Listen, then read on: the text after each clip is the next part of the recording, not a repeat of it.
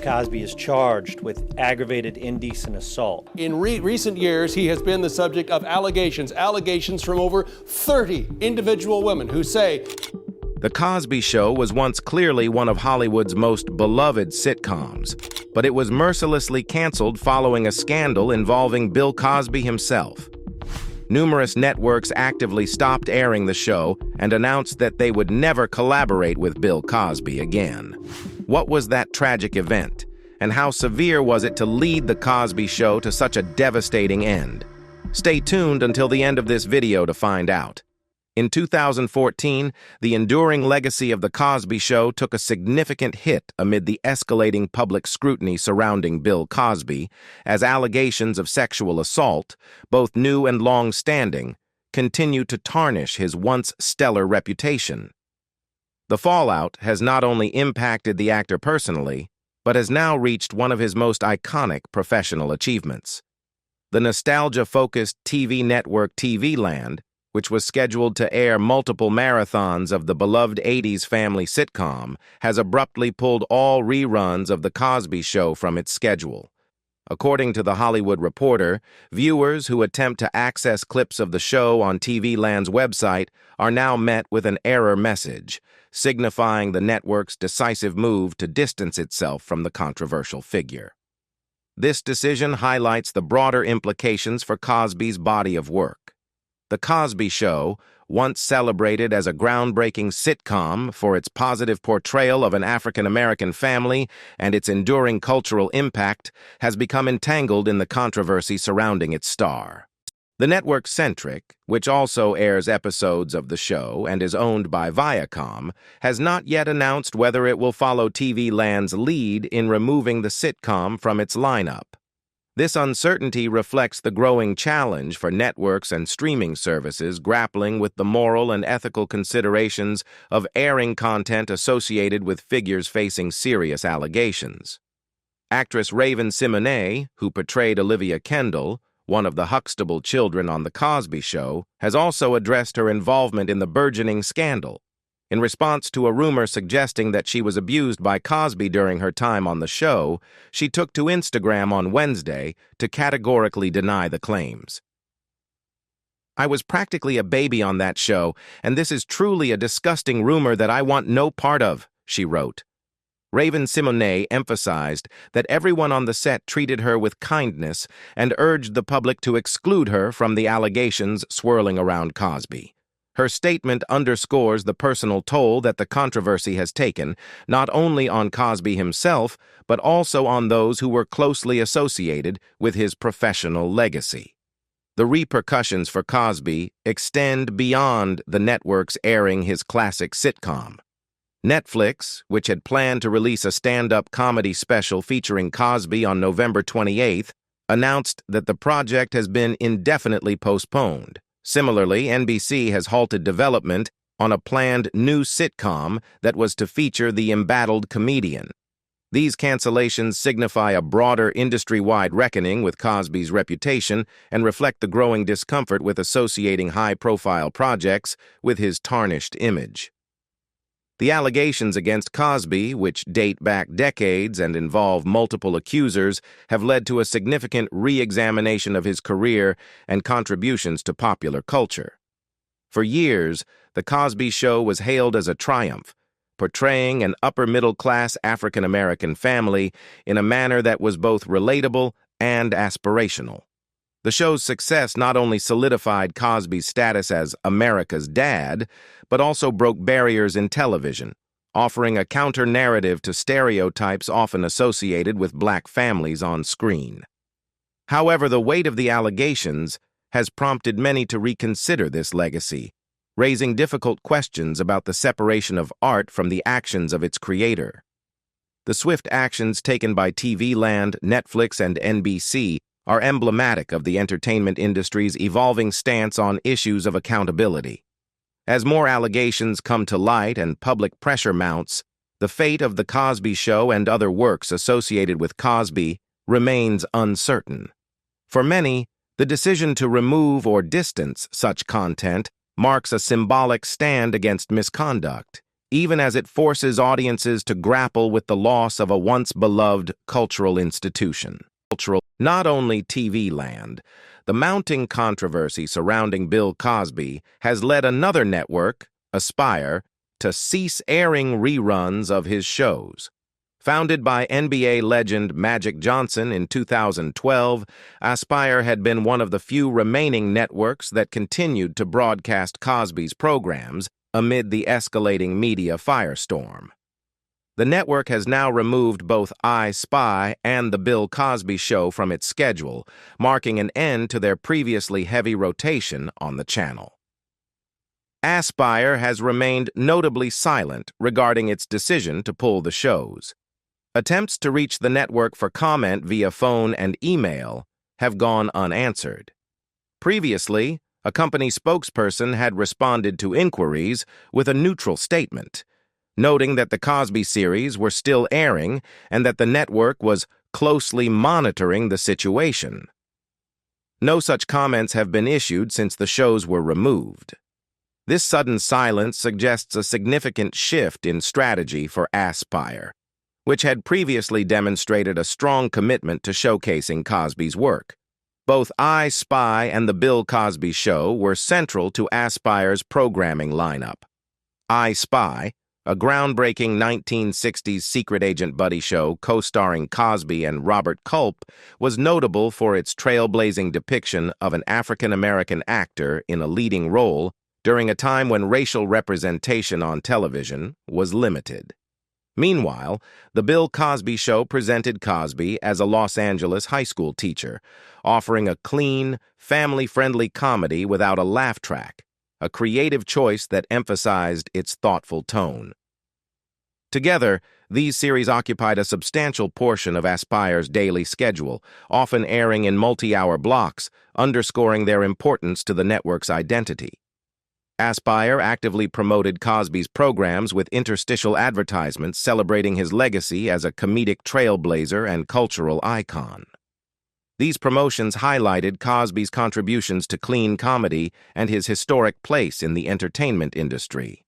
Until recently, the network appeared poised to maintain this support, even creating new promotional materials for the shows as late as last week. The sudden removal of both series suggests that the network's decision was made swiftly, likely in response to increasing public pressure and the gravity of the allegations. Now that we know why The Cosby Show was canceled, public attention is focused on Bill Cosby's legal case. Reportedly, the earliest known accusation dates back to December 1965, when Christina Ruelle, later revealed as Jane Doe No. 12 in Andrea Constand's 2005 lawsuit against Cosby, accused him of drugging and assaulting her in his Beverly Hills home. Ruelle claimed that shortly after meeting Cosby, she accepted an invitation to his home, where he allegedly spiked her drink, leaving her incapacitated before the assault occurred. Ruelle disclosed that she confided in her boyfriend about the incident at the time and later told her daughter in the 1980s, though she did not pursue legal action at the time. The pattern of silence and dismissal surrounding these allegations continued into the following decades. In the early 1980s, Joan Tarshis, another accuser, shared her account of an alleged sexual assault by Cosby with freelance reporter John Millward. However, her story was not published, reflecting the societal and industry reluctance to challenge prominent figures like Cosby during that era. This hesitation to address the allegations publicly contributed to what some critics have described as a culture of impunity that enabled Cosby's alleged behavior to persist.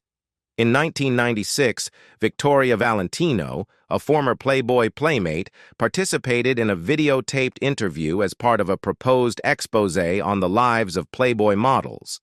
During the interview, she alleged that Cosby had sexually assaulted her. Despite the gravity of her claims, the exposé was never published, leaving Valentino's account unheard by the broader public for nearly 2 decades. Her allegations, like those of others, resurfaced in 2014 amidst the growing wave of accusations against Cosby. Even when allegations against Cosby did reach public attention, they were often dismissed or suppressed. In 1990, radio personality Wendy Williams mentioned sexual assault allegations against Cosby during her live broadcast, citing a report from the National Enquirer. According to Williams, Cosby personally intervened by calling her employer during the show, demanding her immediate termination. Williams' recollection highlights the significant power Cosby wielded within the entertainment industry, which he allegedly used to silence critics and accusers.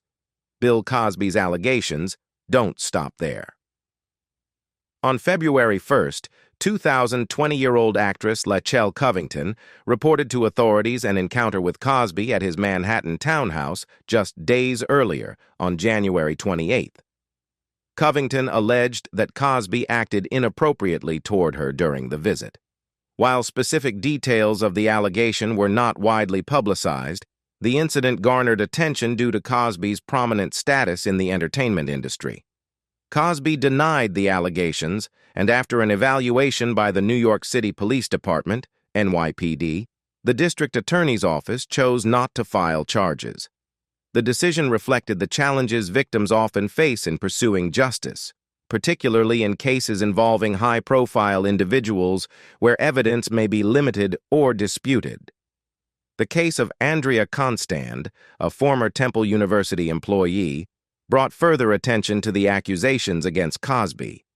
In January 2004, Constand accused Cosby of drugging and sexually assaulting her.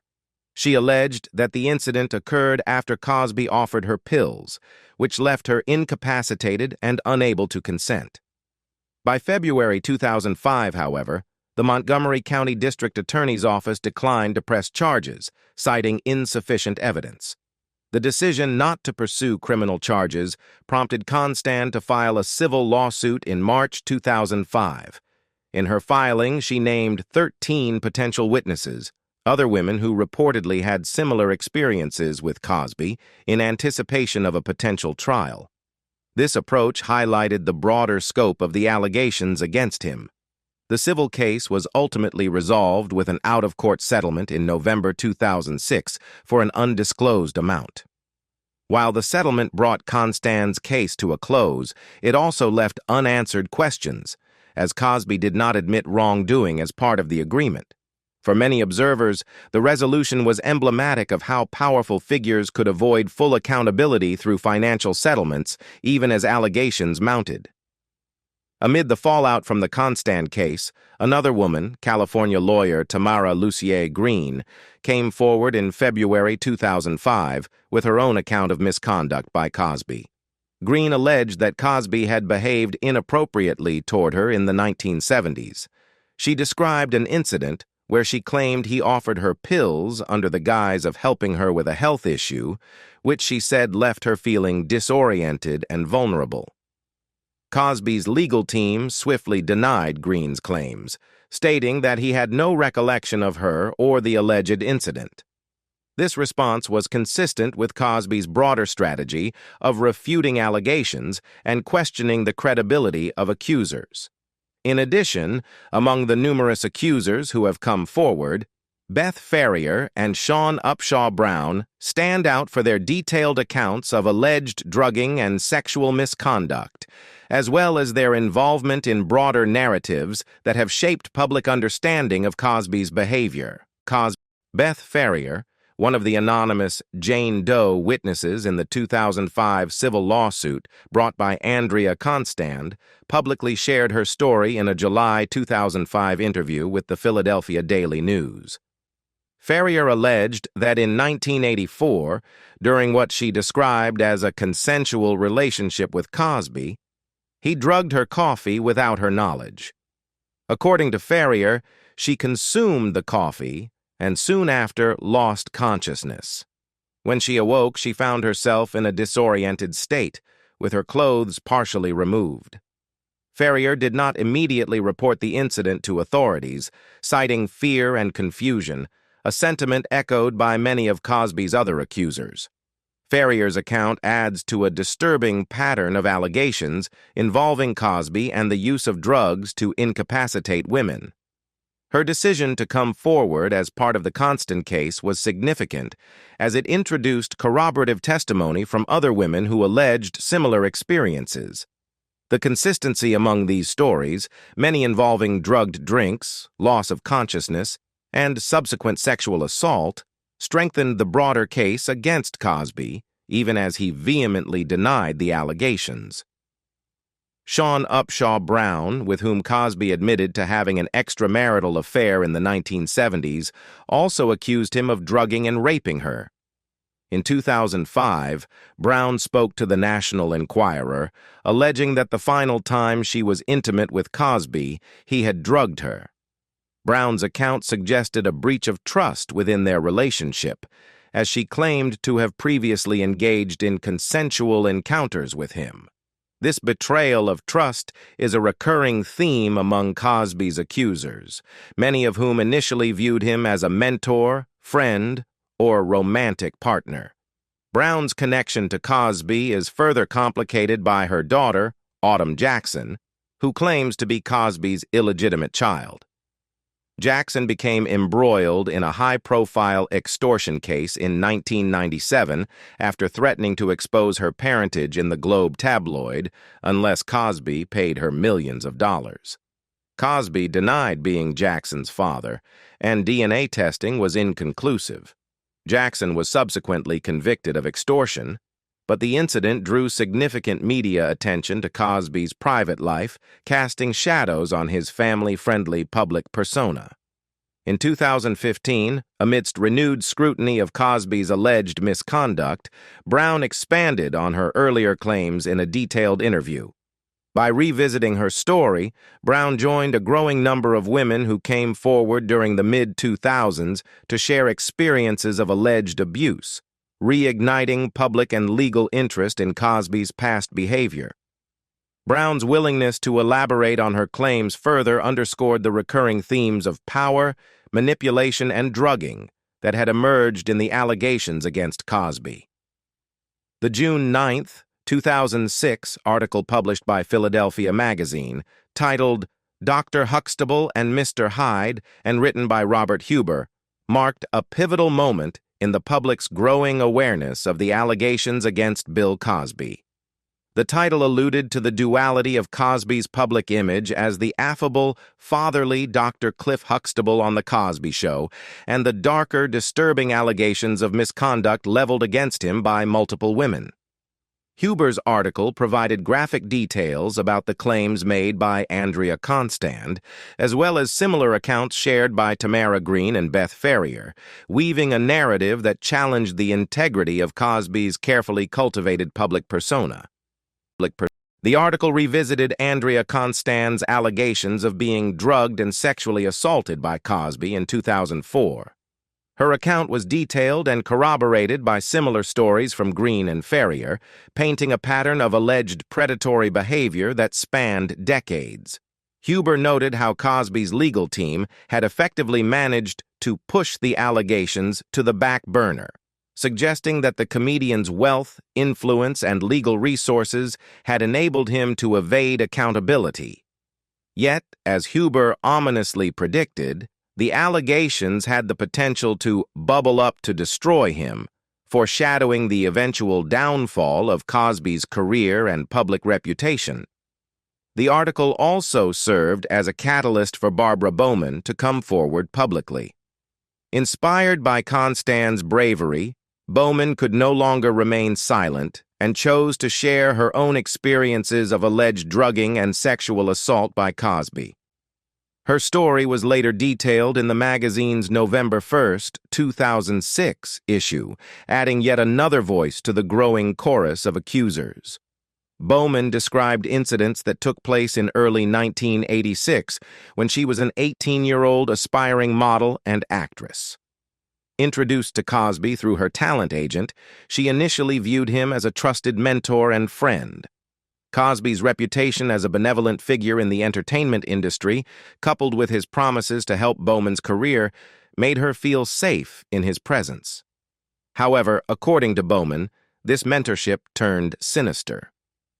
She recounted two specific incidents in which Cosby allegedly drugged and assaulted her. On one occasion, she claimed that she narrowly escaped his advances and fled the situation. Following these incidents, Bowman returned to her hometown of Denver, leaving behind her aspirations of building a career in Hollywood. She alleged that Cosby used his influence to sabotage her opportunities in the entertainment industry, effectively cutting short her ambitions. Bowman's account echoed the recurring themes of manipulation, power dynamics, and betrayal that were also present in the stories of Constant, Green, and Ferrier. On October 16, 2014, comedian Hannibal Buress delivered a stand-up routine in Philadelphia that would unexpectedly serve as a turning point in the public's perception of Bill Cosby. During his set, Buress criticized Cosby's well-documented habit of lecturing young black men on their behavior, dress, and lifestyle choices, positioning himself as a moral authority within the community. Buress pointedly mocked this moralizing, saying, "Yeah, but you raped women, Bill Cosby, so that kind of brings you down a couple of notches." Initially, the audience responded with a mix of shock and laughter, treating the statement as a provocative joke. Sensing disbelief, Buress doubled down, challenging his audience to research the allegations against Cosby by simply Googling Bill Cosby rape. Though Buress had incorporated this bit into his act for the previous 6 months, it had gone largely unnoticed until this Philadelphia performance, which was captured on video and later shared by Philadelphia Magazine. The routine quickly went viral, sparking a media firestorm and reigniting interest in the long-standing but largely dismissed sexual assault allegations against Cosby. The release of Buress's routine online marked a critical moment in shifting public discourse surrounding Cosby. Until that point, allegations of sexual assault had simmered quietly in the background of Cosby's career, largely overshadowed by his cultural status as America's dad. Buress's blunt accusation disrupted this narrative. By framing the allegations in stark, accessible terms, he challenged the audience to reevaluate Cosby's carefully maintained public image. The simplicity of his directive, "Google it," effectively brought decades-old accusations into the contemporary digital sphere, where they could no longer be ignored. Within days, Buress's remarks had been amplified by major news outlets, including Philadelphia Magazine, which originally published the video, and other prominent media organizations. This coverage led to widespread public awareness of the allegations for the first time in years. The media began to scrutinize Cosby's career with renewed vigor, questioning how he had managed to evade accountability despite accusations from multiple women over several decades. Articles delved into Cosby's Teflon image, a term Buress used in his routine to highlight the seeming immunity the actor enjoyed from public criticism. In an apparent attempt to deflect the growing scrutiny, Cosby or his representatives launched a Twitter campaign inviting followers to "go ahead, meme me." This ill-advised effort, aimed at celebrating Cosby's wholesome public persona, quickly backfired. Many of the memes submitted by users referenced the mounting accusations, pairing images of Cosby with captions alluding to drugging and sexual assault. The campaign, initially designed to bolster Cosby's public image, instead became a viral embarrassment. The original tweet was swiftly deleted, but the incident underscored how dramatically the narrative surrounding Cosby had shifted in a matter of days. What do you think about Bill Cosby's scandalous accusations and the cancellation of The Cosby Show? Leave us your comments in the section below. We hope you have found this helpful video. Don't forget to leave a like, share, and subscribe to the channel if you like it. Thank you for watching this and see you in the next videos. Goodbye.